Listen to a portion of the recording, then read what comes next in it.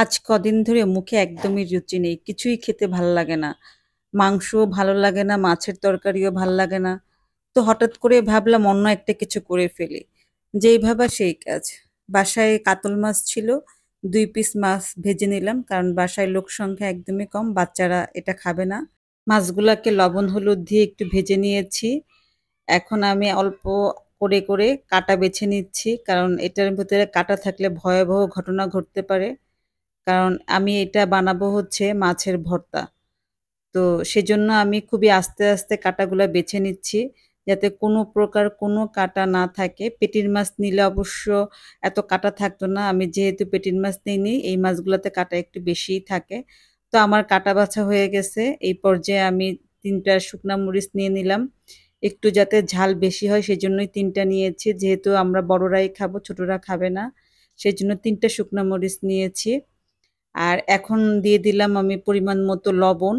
আর এইখানে যেটা করব, এই ভর্তাটা তৈরি করতে যে পেঁয়াজটা দিব সেটা আমি চুলায় একটু সতে করে নিব। মানে হচ্ছে যে কোনো রকম তেল ছাড়া পেঁয়াজটাকে আমি একটু ভাজি করে নিব।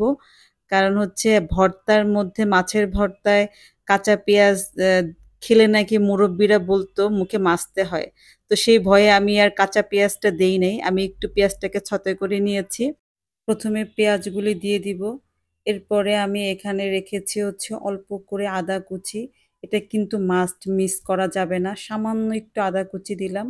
আর হচ্ছে ধনেপাতা কুচি। বাসায় ধনেপাতা কম ছিল যার কারণে একটু কম দিয়েছি। আপনারা একটু বেশি করেই দিবেন কারণ ভর্তাতে একটু ধনেপাতা কুচি বেশি দিলেই মজা লাগে। তো এখন সবকিছু একত্রে মাখাবো আর এখন আমি দিব হচ্ছে সরিষার তেল। ভর্তা মাখাবো সরিষার তেল দিব না সেটা কিন্তু হবে না। সরিষার তেল অবশ্যই দিতে হবে। তো সরিষার তেলটা দিয়ে আমি এখন সুন্দর করে সবকিছু একত্রে মাখিয়ে নিব। এই তো হয়ে গেল আমার মাছের ভর্তা।